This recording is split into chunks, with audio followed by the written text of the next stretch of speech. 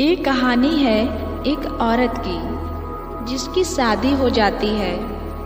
वह ससुराल पहुंच गई। ससुराल में वो पहली सुबह उसे आज भी याद है कितना हड़बड़ाकर उठी थी, ये सोचते हुए कि देर हो गई मुझे उठने में और सब न जाने क्या सोचेंगे मेरे बारे में। एक ही रात तो नए घर में कटी थी और इतना बदलाव जैसे आकाश में उड़ती चिड़िया को किसी ने सोने के मोतियों का लालच देकर पिंजरे में बंद कर दिया हो।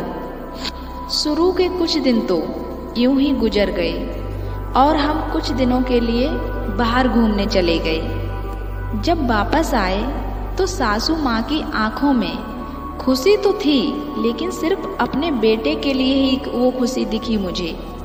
सोचा शायद नया नया रिश्ता है, एक दूसरे को समझने में देर लगेगी, लेकिन समय ने जल्दी ही एहसास करा दिया कि मैं यहाँ की बहू हूँ। जैसे चाहूँ वैसे नहीं रह सकती हूँ। कुछ कायदा मर्यादा जिनका मुझे पालन करना होगा।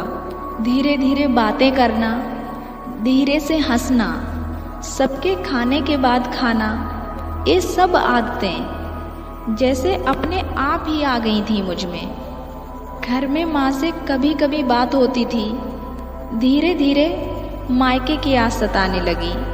ससुराल में पूछा तो कहा गया अभी नहीं, कुछ दिन बाद। जिस पति ने कुछ दिन पहले ही मेरे माता पिता से ये कहा था कि पास ही तो है, कभी भी आ जाएगी, अब उनके भी सुर बदले हुए थे।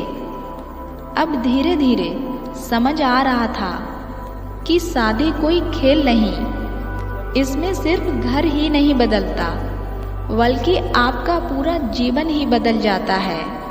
आप कभी भी उठ के अपने मायके नहीं जा सकते, यहाँ तक कि कभी याद आए तो आपके मायके वाले भी बिन पूछे नहीं आ सकते आपके घर।